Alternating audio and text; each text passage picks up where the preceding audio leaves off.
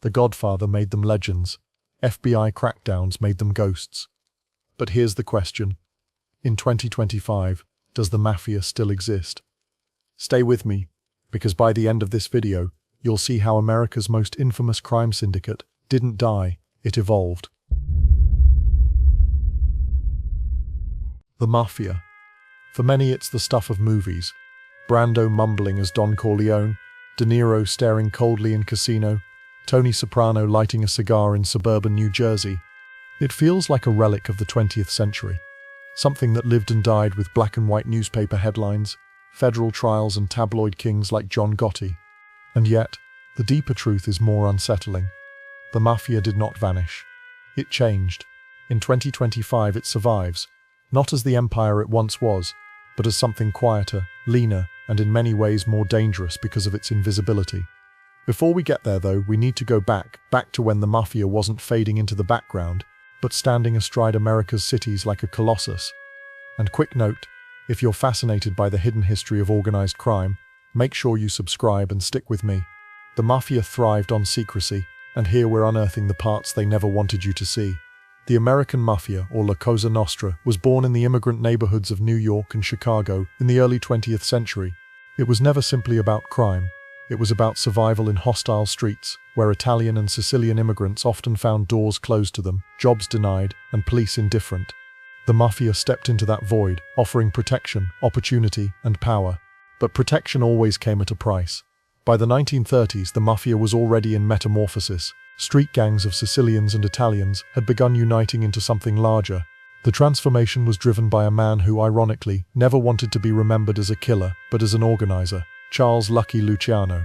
Luciano did something radical. Instead of endless wars between Italian factions, he created the Commission, a national governing body of Mafia families. Disputes would be settled at the table, not in the street. Profits would flow upward, killings kept to a minimum. The Mafia became not just a criminal gang but an institution. Luciano's genius wasn't just in peacekeeping, it was in alliances. He worked with Jewish mobsters like Meyer, Lansky, and Bugsy Siegel. Together they controlled gambling in Cuba, Las Vegas, and beyond. They funneled money into unions, especially the International Longshoremen's Association and the Teamsters, where control meant leverage over ports, trucking, and the arteries of American commerce. The Mafia at mid-century wasn't simply in the shadows, it was in the bloodstream of the nation. The 1950s and 60s were the age of kings. Carlo Gambino quietly ruled New York, preferring low profile over theatrics. He built a fortune in construction and trucking, the kind of industries where a handshake deal in a backroom meant billions over decades. Vito Genovese and his namesake family dominated heroin pipelines, even as he pretended to live quietly in New Jersey.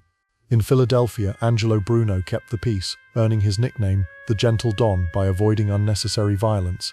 He skimmed profits from Atlantic City gambling long before casinos were legalized, all while maintaining a reputation for diplomacy. But as the Mafia reached its peak, the seeds of its decline were already sown. The visibility that Luciano had cautioned against became irresistible to others. Joseph Colombo founded the Italian-American Civil Rights League and put himself on television, drawing more attention than any Don should have. The FBI, once dismissive of the Mafia's existence, now paid attention.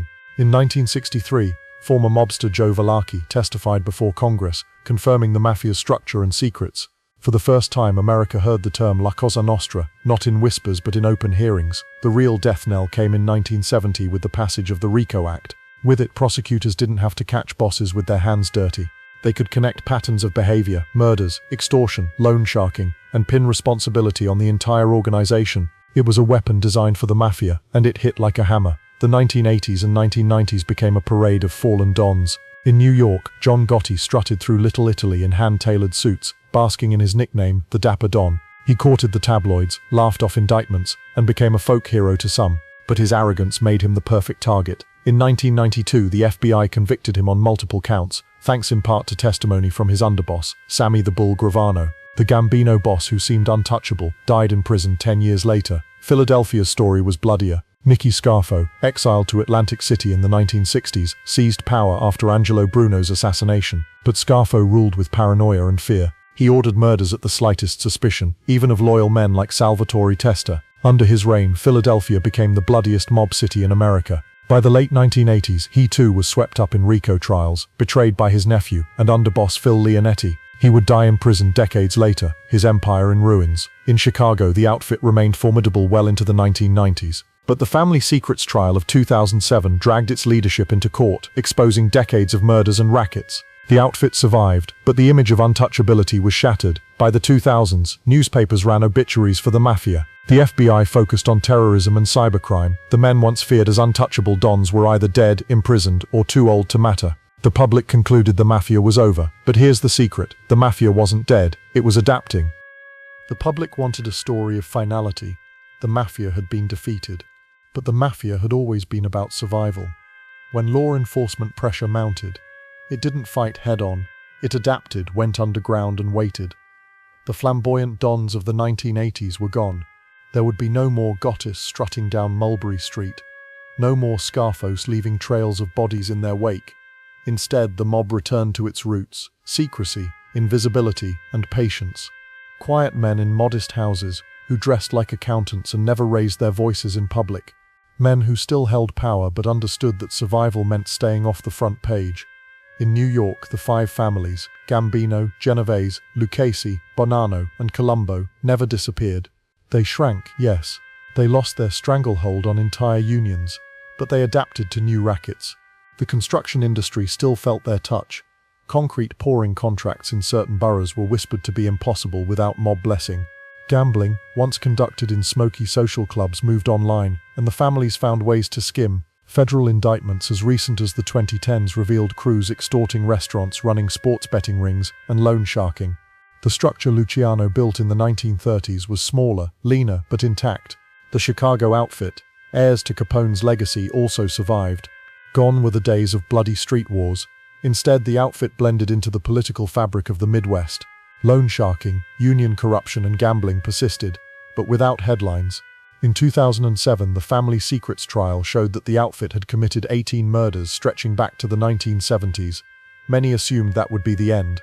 Yet whispers continue into the 2020s of outfit influence over labor and gambling in Illinois and beyond. Philadelphia, meanwhile, staggered through chaos. After Scarfo's bloodbath, the family fractured. Boss after boss rose and fell, some through murder, others through indictments. By the 2010s, law enforcement called the Philadelphia family a shell of itself. But even shells can cast shadows. Extortion schemes and small rackets persisted, keeping the name alive if diminished. What many miss when they declare the mafia dead is its international dimension. In Italy, the Ndrangheta of Calabria rose from obscurity to become perhaps the most powerful criminal syndicate in the world. Unlike the Sicilian Cosa Nostra, the Ndrangheta operated as a global cartel, controlling the bulk of Europe's cocaine trade. By the 2010s, investigators documented ties between the Ndrangheta and American families, laundering money through US banks, investing in real estate, and using Italian-American communities as footholds. The Camorra, rooted in Naples, likewise extended into global fraud and counterfeiting. These groups overshadowed the American Mafia in wealth and power, but connections remained. So where does that leave us in 2025? The Mafia exists, but invisibly. Gone are the days of public gunfights and flamboyant dons. Today's mobsters understand that visibility is fatal. They live modestly, drive unremarkable cars, and avoid the limelight. Their rackets are less cinematic but no less profitable. Healthcare fraud, identity theft, cybercrime partnerships, online gambling operations run from overseas servers but managed with mob discipline. They continue to tax construction and waste management quietly, often through shell companies. And when disputes arise, they are settled in silence. Law enforcement in America has shifted priorities. The FBI's resources flow into terrorism, cybercrime, and international cartels. Organized crime units still exist, but they no longer command the overwhelming focus of the 1980s. That breathing room has allowed the mafia to persist. This is where myth and reality diverge. Pop culture taught us to equate the mafia with John Gotti, Scarfo, or Michael Corleone, men who stood in the spotlight. Because no one like that exists in 2025, the public assumes the mafia died. In truth, it's closer to its roots than it has been in decades. Hidden, secretive, embedded in the cracks of society, less visible, and therefore harder to eradicate. Some argue the mafia is irrelevant compared to modern gangs, cartels, and hackers. There is truth there. The Sicilian and American Cosa Nostra no longer dominate headlines or control entire cities, but obituaries for organized crime are premature. These organizations have a history of resilience. Every time law enforcement declared victory, the mafia adapted. And in 2025, it still exists, smaller, quieter, but alive. The lesson of history is that organized crime doesn't vanish, it mutates. The mafia of Gambino, Luciano and Scarfo may be gone, but its descendants remain in the shadows, waiting. And if you've made it this far, you're the kind of viewer who keeps history alive. Subscribe to the channel so you don't miss the next untold story of America's underworld. Watching to the very end, like you just did, helps these hidden histories find more eyes and ensures the lessons of the past are never forgotten. Consider the industries where the mafia still thrives. Construction has always been a cornerstone, and in 2025 it remains fertile ground. The methods are no longer as crude as breaking kneecaps on job sites, but the principles are the same. Control over labor unions and subcontractors means inflated bids, rigged contracts, and a steady skim. A construction company might appear legitimate, its trucks emblazoned with proper licenses, its books balanced, but dig deeper and you find shell companies, ghost employees and payouts funneled into mob pockets. Waste management, another classic, continues to provide cover. Trucking routes, landfills and disposal contracts are easy ways to launder money. The industry's margins are thin for honest operators, but with mob backing, competition disappears. Those who refuse to play ball find their permits delayed, their trucks vandalized, their bids mysteriously rejected. The playbook hasn't changed much since the 1950s, only the faces and the fronts have. Gambling too has evolved. Once it was bookies taking bets on street corners, then came backroom card games and casino skims. In 2025, it's online. Offshore servers host websites that appear legitimate, but behind them are mafia-connected operators funneling cash through cryptocurrency and digital payment platforms. Sports betting, especially in states where it's newly legalized, creates openings for old-school muscle. The mob doesn't need to run the sportsbook anymore. All it needs is to be close enough to skim from the edges. Then there is fraud. Medicare scams, credit card theft, pandemic relief fraud, these are the rackets of the modern era. In the 2010s, indictments showed mob crews stealing millions through medical billing scams, fake clinics and identity theft rings. This is the side of the mafia most people never picture. Not men in suits with cigars, but fraud specialists with laptops, working out of suburban homes, sending profits quietly upward. Drugs remain a factor, but the mafia no longer dominates the trade as it once did. Cartels in Mexico and South America, and the Ndrangheta in Europe, eclipse them in volume. Still, mafia families facilitate distribution at the retail level, providing connections, money laundering services and protection. They no longer control the ports as Luciano once dreamed, but their fingerprints remain on shipments that pass through. One might ask if the mafia still exists. Why do we not see the brazen violence of the past? The answer lies in evolution. Violence draws heat. The lesson of Scarfo's blood-soaked reign in Philadelphia was that murder creates instability, and instability invites law enforcement. The lesson of John Gotti was that fame is fatal. Today's mobsters know their history. They've learned that invisibility is the ultimate shield. There are still murders, of course, whispers of bodies that vanish, rivals who disappear. But these are not front-page spectacles.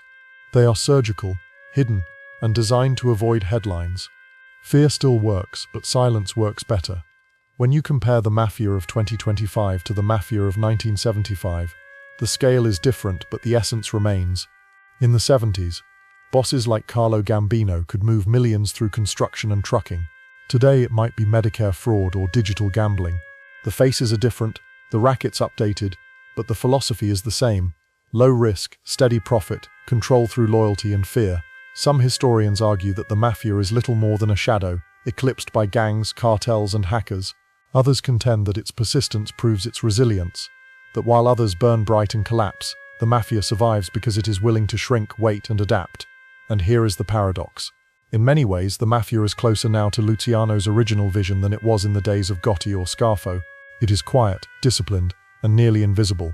It does not seek headlines. It does not crave attention. It seeks only profit, flowing silently through industries you might never suspect. So does the mafia still exist in 2025? The answer is yes. Not in the way it once did, not ruling cities openly, not dictating union contracts with a single phone call, but in shadows, in quiet corners, in bank accounts that appear ordinary but are anything but. It is smaller but not gone, quieter but not dead, less visible and therefore perhaps more dangerous. Because the lesson of the mafia is not about power or glamour, it is about persistence. A century after Luciano built the commission, after Gotti fell, after Scarfo's reign of terror, after RICO trials and betrayals, after endless obituaries, the mafia still lives. And if history is any guide, It will live as long as there are opportunities to exploit, envelopes to skim, and shadows in which to hide. And if you've stayed with me to this point, you already know how much history hides in those shadows. Subscribe, because we are just beginning to peel back the layers of America's underworld. Watching to the end, as you just did, ensures these stories reach new eyes, and ensures that the Mafia's history, both past and present, will not be forgotten.